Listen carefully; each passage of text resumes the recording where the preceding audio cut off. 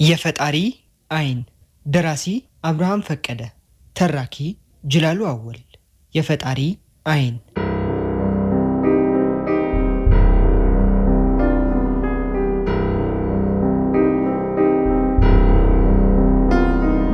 ነፋስ ዘውዱን በጫነበት በረሃ ውስጥ የሚኖር ባህታዊ ነበረ።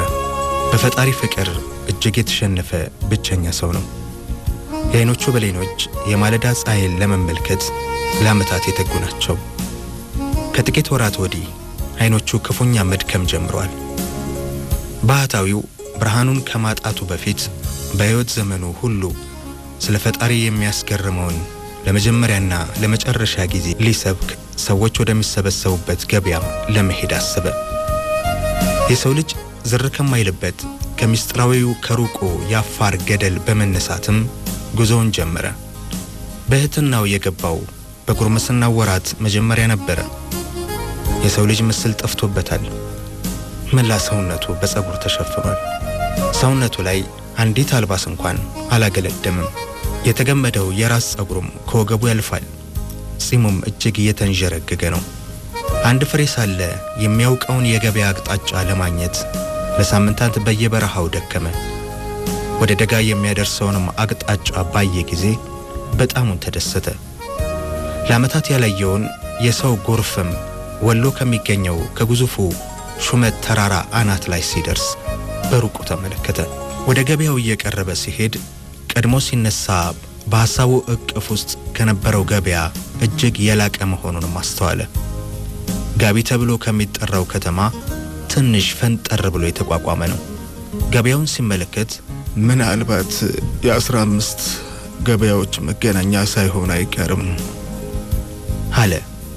ገበያው በአይነት የተሞላ ነው።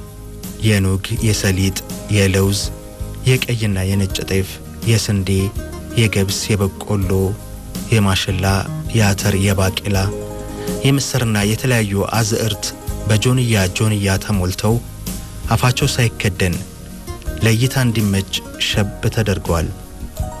ማር ከነንጀራው፣ የአሳ፣ የስጋ፣ የእንቁላል፣ የሽሮ መዓዛ እንዲሁም ገበያው መካከል ላይ በዳስ ውስጥ ሆነው የሚያፈሉት ቡናና የሚያነጥሩት የቅቤ ሽታ ለአፍንጫ አግራሞትን ይፈጥራል። አንዳንዶቹ አረፍ ብለው በመብል ሽታ ከታወደው ገበያ ማዕድ ይቋደሳሉ። መብል ያጠናቀቁት ረዣዥም አግዳሚ ወንበሮች ላይ ተኮልኩለው አይነታቸው የተለያዩ የወይን ጠጆችንም ይጎነጫሉ፣ ያውካካሉ። ሁሉም ሽር ብትን ይላል። በዳር በኩል ወጣቶች ራፊ ጨርቅ ተከናንበው ይሳሳማሉ። ሻጮች ይጯጯሃሉ፣ ገዢዎች ይጮሃሉ። በሻጭና በገዢዎች መካከል ያሉ ይጮሃሉ። ባህታዊው ይህን ትዕይንት እየተመለከተ ወደ ገበያው ዘለቀ።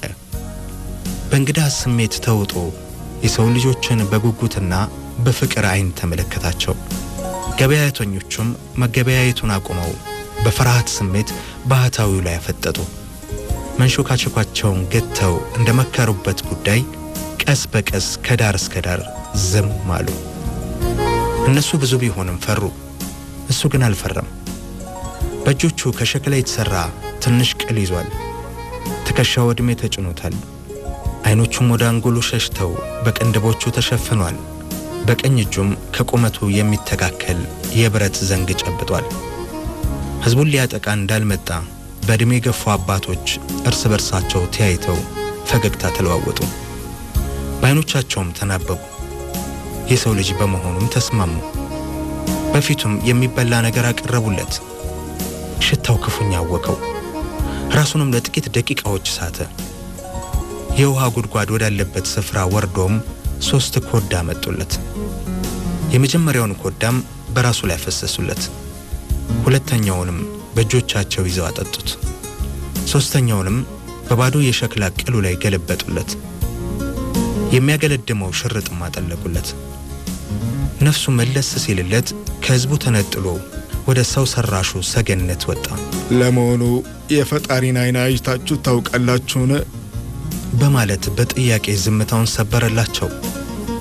ከየት እንደመጣ ለምን እንደመጣ አልነገራቸውም። ከንፈሮቹን የገለጣቸው በጥያቄ ነው። በዚህም ከሊቅ እስከ ደቂቅ ያሉ ግራ ተጋቡ። ይህንን ያስተዋሉ ከሽማግሌዎች መካከል የሆኑ አንድ ጥጥ የሚመስል ጠጉር ያላቸው አባት በትህትና እርሱ ፈጣሪ ካልፈቀደ እንዴት አይኑን ብቻ ልናየው ይቻለናል ሲሉ የሁሉንም ግራ መጋባት ጠቅለው በጥያቄ መልክ መለሱለት። ባህታዊም የሽማግሌውን በትህትና የታሸ ምላሽ ተከትሎ ማስተዋል አቅቷችሁ ነው እንጂ እናንተ እኮ አካሉ እጁ መዳፍ ላይ ሆናችሁ ነው ገበያው ላይ የምትርመሰመሱት ይመስለኛል። ይጠቅመኛል ብላችሁ በሰራችሁት ገበያ ክፉኛ ሳትጠመዱ አልቀራችሁም አላቸው። በመካከል ንግግሩን በመግታት ለመሆኑ የገበያ ስንት ቀን ነው የሚቆመው በማለት ዘመኑ ምን አይነት ቀለም እንደያዘ ለማወቅ ጠየቃቸው። በሳምንት 6 ቀን አሉ ሽማግሌዎቹ። ባህታዊው ለጥቂት ደቂቃዎች አንገቱን ደፍቶ ቀረ። ገበያተኛው ምን እንዳስገረመው ለመስማት በዝምታ ጠበቁት። አንገቱን ካቀረቀረበት በማንሳት በግርምት ንግግሩን ቀጠለ። ጥንት በዓመት አንድ ጊዜ ነበረ ገበያ የሚቆመው እያለ ወደ 2-3 በኋላም በየወሩ አንድ ጊዜ ሆነ። ዛሬ ዕለት ተዕለት ገበያ ሆኖ አረፈው። ታዲያ ገበያው ዕድሜያችሁን በልቶታል። በዘመናችሁ ሁሉ የተቀዳጃችሁት ትርፍ መማከም ብቻ ሆኗል። ነጋ ጠባ ስለ ገበያው ማውራት፣ ነጋ ጠባ ገበያው ዛሬ ምን አለ ብሎ ጆሮን መጣል፣ ነጋ ጠባ ስለ ገበያው መስበክ፣ ነጋ ጠባ ስለ ገበያው መጋደል። ነገሩ እንዲህ ከሆነ ገበያው ስከር ለቆባችኋል። በዚህ አይነት እናንተ መገበያየት ካቆማችሁ ሰንብታችኋል። አሁን እናንተ አይደላችሁም የምትገበያዩት፣ ገበያው ራሱ ነው የሚነጋገደው። ስካሩ በራሱ መንገድ ነው እያሽከረከራችሁ የሚገኘው። መጠና ብጁለት። ለእናንተው ጥቅም በሰራችሁት ገበያ በየጥሻው አትወርውሩ። ይልቅም ይበጀው ወደ መነሻችሁ መመለሱ ነው። ገበያው እንዲጠቅማችሁ እንጂ እንዲጠቀምባችሁ አትፍቀዱ። የፈጣሪ እጆች ላይ መርመስመሳችሁን ለአንዲትም ኢምንት ቢሆን አትዘንጉ። ዙሪያ ገባ በምን አይነት ተአምር እንደተዋቀረ ለማስተዋል ጊዜ ይኑራችሁ። ዓላማችሁ ሁሉ ገበያ ይሁን። እርሱ አይኑን እንድታዩት የእናንተን ፈቃድ የእናንተን መሻት ብቻ ነው የሚፈልገው። ስለዚህ መሻታችሁን በጥሩ መሰረት ላይ አስቀምጡት። መሻታችሁን ትናንት ላይ አትጣሉት። መሻታችሁን ወደፊት አትወርውሩት። መሻታችሁን ዛሬ ከዛሬም አሁን ላይ አኑሩት። ልብ አድርጉ። መሻታችሁ ካሁን የተባበረ ለታ የጥያቄያችሁ መልስ ባሸዋ ላይ እንደቆመ ቤት አይልመጠመጥም፣ ይልቅ ጠንካራ ይሆናል። ያኔ ፈጣሪ አይኑን ብቻ አይደለም የምትጠይቁትን ሁሉ ይመልስላችኋል አላቸው። ሽማግሌዎችም በአክብሮት አንገታቸውን ነቀነቁ። የዓለምን ቅርጽ በየወቅቱ የሚቀይሩ ጎልማሶችም አይኑ ከወዴት ነው የሚገኘው ሲሉ በጉጉት ጠየቁ። ባህታዊም ወደ ፀሐይ ያመለከታቸው ፀሐይ የፈጣሪ አይን ነው። ለክፉ ሰውም ለደግ ሰውም ለሰነፉም ለጠቢቡም ለእንስሳቱም ለአዕዋፋቱም ለእጽዋቱም ለከዋክብቱም ለየብሱም ለባህሩም ለሁሉም እኩል የሚወጣ አላቸው። ሴቶችም አሁን እንደሚሉት ፀሐይ የፈጣሪ አይን ከሆነ እውነት እኛንም ከወንዶቹ እኩል ያየናልን በማለት ጥያቄያቸውን አስከተሉ። ባህታዊም ከመካከላቸው አንዲት እንደ ጽጌረዳ አበባ የፈካችውን ወደ ሰገነቱ እንድትወጣ ጋበዛት። አጠገቡም ቆመች። ባህታዊም ወደ ወጣቷ እየተመለከተ እላችኋለሁ ምድር ያለ እናንተ መካን ነች። ሁለታችሁስ ብትሆኑ የሰው ልጆች አይደላችሁምን? በዚች ምድር ላይ ከሰው ልጅነት የሚልቅ ሌላ እውነት አለን? የለም። እንደምታውቁት የሰው ልጅ በሴትም በወንድም በኩል ድርሻ ነው የሚገኘው። ፈጣሪ ለወንዶች የደመቀ ለሴቶች የፈዘዘ ብርሃን ወደ ምድር አላክም፣ ወደፊትም አይልክም። እናም እሱ እኩል ያያችኋል። ይበልጡኑ ሰው መሆናችሁን በምትረዱበት አእምሯችሁ እንጂ አካሎቻችሁ ላይ ባረፉ የሰውነት ክፍሎች አትመዛዘኑ አላቸው። ትንፋሹን ሰብሰብ አድርጎ ንግግሩን ቀጠለ። ያውኑ ምላሽ የማያስግድ ከመሰላችሁ እንዲህ ለምላችኋለሁ። ስለተነጠቃችሁ እኩልነት ብቻ አትብሰክሰኩ። ይልቅ ስለሚበልጠው ልዩነታችሁና ስለ ድንቅ በረከቶቻችሁም ማሰብን ተለማመዱ። ደግሞም በዓለሙ ሁሉ የትኛው ወንድ ነው ከሴት በላይ ሕመምንና ደስታን የሚረዳው? ምጥን ያህል ሕመም ልጅን መሳም ያህል ደስታ አልተሰጣችሁምን? ሕመምን ከቀመሰና ደስታን ካጣጣመ በላይ ዓለምን የተረዳ ከቶ ይኖራልን? እናም ወንዶችም ቢሆኑ ለመንጠቅ የሚያደቡት እኮ ያጡትን ነገር ለማግኘት ነው። የእናንተ ብቻ የሆነውን ያልተሰጣቸውን ሕመም ሊታመሙ፣ የእናንተ ብቻ የሆነውን ያልተሰጣቸውን ደስታ ሊደሰቱ፣ ሌላ ምንም አይደለም። ይሁንና ይህም ትክክለኛ ምግባር አይደለም፣ መገራት አለበት። ሁለታችሁም ማስተዋል የሚገባችሁ የወንድ ዓለም ብቻ የለም፣ የሴት ዓለም ከሌለ፣ የሴት ዓለም ብቻ የለም፣ የወንድ ዓለም ከሌለ። በዚች የተቀደሰች ምድር ስትኖሩ ከሰው ልጅነት በስተቀር ሴት የሚባል ድንበር አታብጁ፣ ወንድ የሚባል አጥር አታቁሙ። ለተሰጣችሁ ልዩ ልዩ ስጦታ እያመሰገናችሁ ቤታችሁን በመስማማትና በሰው ልጅነት ላይ ብቻ ገንቡ አላቸው። ተገፋው ሚል የአንድ ነገድ አባልም እኔ የከሌ ነገድ ቋንቋ ተናጋሪና ተወላጅ ነኝ፣ እውነት የፈጣሪ ዓይን የእኛን ነገድ ከከሌ ነገድ እኩል ያየናልን? ሲል ጥርጣሬውን እንዲፈታለት ጠየቀ። ባህታዊውም አዎን በኩል ያህል፣ ለዚህም ማረጋገጬ ለገሌ ነገድ ገበያ መምጫ እግር ሲሰጥ ያንተን ነገድ ለይቶ እግር አልነሳም። ነገር ግን እላለሁ ነገድ፣ ቋንቋ፣ ባህል የምትሏቸው እንደ ዶማና አካፋ ናቸው። ስለምን የበለጸገውንና የማይመረመረውን ሰውነት በዶማና በአካፋ ለማበላለጥ ጀገናችሁ? ስለምንስ ሰውነታችሁን ለማርከስ ታጠቃችሁ? መገልገያ መሳሪያዎቻችሁ እንጂ አገልጋዮቻችሁ አይደላችሁም። መጠሪያችሁ እስትንፋስ በሌላቸው በአካፋና ዶማ ይሁን። ይልቅ በተዘረጋው ምድር ሁሉ ልዑል በሆነው የሰው ልጅነት እንጂ በማለት ሰውነትን አጥብቀው እንዲይዙ መከሯቸው። ጎረምሶቹ እየተጣደፉ የሰው ልጅ ሁለት ዓይን አለው፣ የፈጣሪ ዓይን ስለምን አንድ ሆነ ሲሉ ጠየቁ። ባህታዊውም ምድር አንዱም ለደቂቃዎች ቀና ብላ መመልከት አቅቷት አጎንበሳ ነው የምትሄደው፣ ሁለተኛው እንዴት አድርጋ መሸከም ይቻላታል? በማለት ጥያቄያቸውን በጥያቄ መለሰ። አንድ የሃይማኖት ሊቅም ጎሮሮም ወርዶ ለመሆኑ የትኛው ሃይማኖት ነው ወክለው የሚያስተምሩን? ትክክለኛ ነው የሚሉትስ የትኛውን ነው አለ። ባህታዊውም የእናንተ ሃይማኖት አስተምህሮ ቢለያይም የፈጣሪ ዓይን ሁሉንም በእኩል ይመለከታል። ስለ ዓይኑ በገባችሁ መጠን ተከተሉት። ፀሐይ ለሁሉም አስተምህሮ በእኩል ትወጣለች። ምድርን ብንዞር ፈጣሪ ለይቶ ዓይኑን የጨፈነበት ከቶም አናገኝም።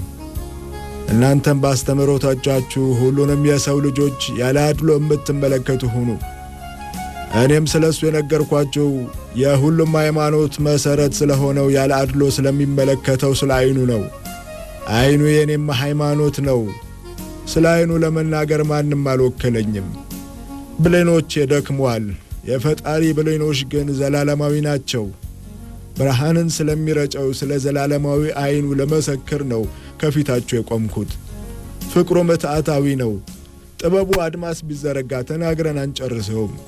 ደግሞ ሌላ አድማስ እንፈልጋለን እንጂ በማለት ስለ ሃይማኖት የተጠየቀውን ምላሽ ሰጠ።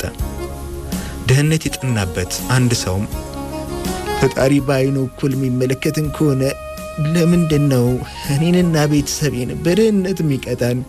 ለምንድነው ባለጠግነትን ከኛ ያራቀው? በማለት በምሬት ጥያቄውን አስከተለ።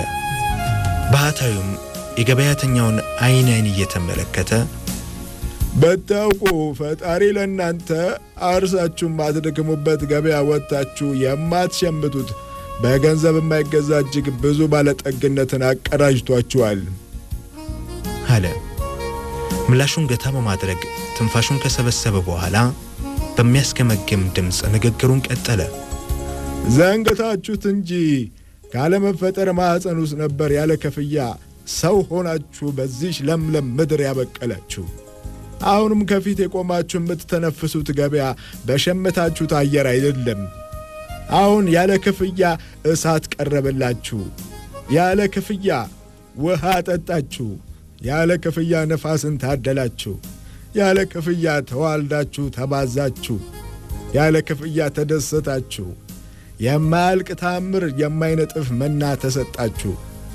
ፈጣሪ በዚህም አላበቀም፣ ይልቅ በምድር ፍጥረታት ላይ ሁሉ ንጉሥ አርጎ ሾማችሁ። ይህ እንዴት ያለ ግሩም ስጦታ! እንዴት ያለ ባለጠግነት ነው! ታዲያ እናንተ የትኛውን ባለጠግነት ነው ከእኛ አራቀብን የምትሉት? ያን ጫፍ የሌለውን ልጓም አልባውን ባለጠግነት ነው የምትሉት? አሁን እላችኋለሁ በጥቂት ድካም ስለሚገኘው ከሆነ እምበዛም አትጨነቁ። መጀመሪያ ግን በነጻ ስለታደላችሁት ሀብታት ባለጠግነት ይሰማችሁ። ከዚያ በተረፈ ስንፍናችሁን ተዋጉ፣ አመፃን አርቁ፣ በልባችሁ የከበረውን ክፋት አውልቃችሁ ጣሉ። እርስ በርሳችሁ ያላችሁ ፍቅርን አጠንክሩ። ደግሞም በዚህች ምድር ባለጠጋ ነን ብላችሁ የምታስቡም ለድሆች አካፍሉ። በመስጠት ውስጥ ቤታችሁን የምታደምቅ ዋጋዋ ከዕንቁ የከበረ ደስታ እንዳትጎልባችሁ የተሰበሰበ እጆቻችሁን ፍቱ። የፀሐይን ምግባር ያዙ፣ የጨረቃንም ሥራ ተመልከቱ። በቀን የሰጣችሁትን በማታ ትቀበላላችሁና አላቸው። የልጆችም ተራ ደረሰ። አባባ ጨለማ እንፈራለን፣ ደክሞት ማይተኛ ከሆነ እንዳስመሸው ይጠይቁልን በማለት ፍርሃታቸውን ገለጹ። ባህታዊው ልጆች ፈጣሪ ድካም አቆም፣ የሰው ልጆች እንቅልፍ እንደሚያስፈልገን ለማስተማር ስለኛ ሆነ ብሎ አውቆ ዓይኑን ይጨፍናል አለ በፈገግታ። ባህታዊውም ከልጆቹ ላይ በስስት ዓይኑን አንስቶ ወደ ተቀረው ሕዝብ ቀና አለ። ለእኔ ከዚህ በኋላ ቀኑም ምሽቱም አንድ አይነት ነው፣ አይነቱም ጨለማ ይባላል። ብልኖቼ ፈጣሪ ዓይን የሆነውን ፀሐይ በማየት ደክሟል። የዘወትር ምስጋና ዓይኑን ማየት መቻሌ ነው። ዓይኑ የሕይወት ምንጭ ነው። ከዓይኑም የወጣው ዓለም ላይ የሚያርፈውን ብርሃን እየተመገብኩን የኖርኩት። ዓይኑ እንጀራዬ ነበር። ረዥም ዓመት እንድመለከተው ማለዳን ምርጫ ያደረግኩ። እንዲህ ጊዜ መርጦ ርቀት ጠብቀው የተመለከቱት ብልኖቼ ከፈዘዙ አጠገቡ ከቶ ማን ሊቆም ሊያዩ ይቻለዋልን? ሲል ጠየቃቸው። ባህታዊም ምላሽ ሳጠበቅ ስለ ፈጣሪ ዓይን መናገሩን ቀጠለ። የፈጣሪ ዓይን እዚህ የተሰበሰባችሁትን ሁላችሁንም ታያለች። ሥጋችሁ ብቻ አይደለም የምታሞቀው፣ ነፍሳችሁንም ጭምር እንጂ። ወደዚች ምድር በሥጋ ከመምጣታችሁ በፊት ፈጣሪ በዓይኑ አይቷችኋል። በዚች ምድር ስትመላለሱ እያያችሁ ነው። ይህን ምድር ተሰናብታችሁ በምትቆዩበት ስፍራም ያያችኋል። እላችኋለሁ ፈጣሪ ስለወደዳችሁ የምድርን ልዑላን አድርጎ ሾሟችኋል። እናንተ የምድር ትርጉሞች ናችሁ። እናም ልዑላን እንደ ባሪያዎቻቸው መኖር አይገባቸውምና በፍቅር ላይ እንጂ በክፋት ላይ አትሰልጥኑ። የማይከደን ዓይኑን እንዳይጨፍንባችሁ እርስ በርስ በመዋደድ የተጋችሁ ሁኑ ሲል ተማጸናቸው። ባህታዊው ከሰገነቱ ላይ በመውረዱ ከመንጋው ተነጠለ። አባቶችም ባህታዊው የተናገረውን እንዲከተብ ተማከሩ። ጎረምሶችም ብራና እንዲያዘጋጁ፣ ጎልማሶችም በተዘጋጀው ብራና ላይ አንዲት ቃል ሳትጎል እንዲከትቡ ታዘዙ። ልጆችም እሺ ለምንድነው ስንጠራ አቤት የማይለን እያሉ ጥያቄያቸውን ቀጠሉ።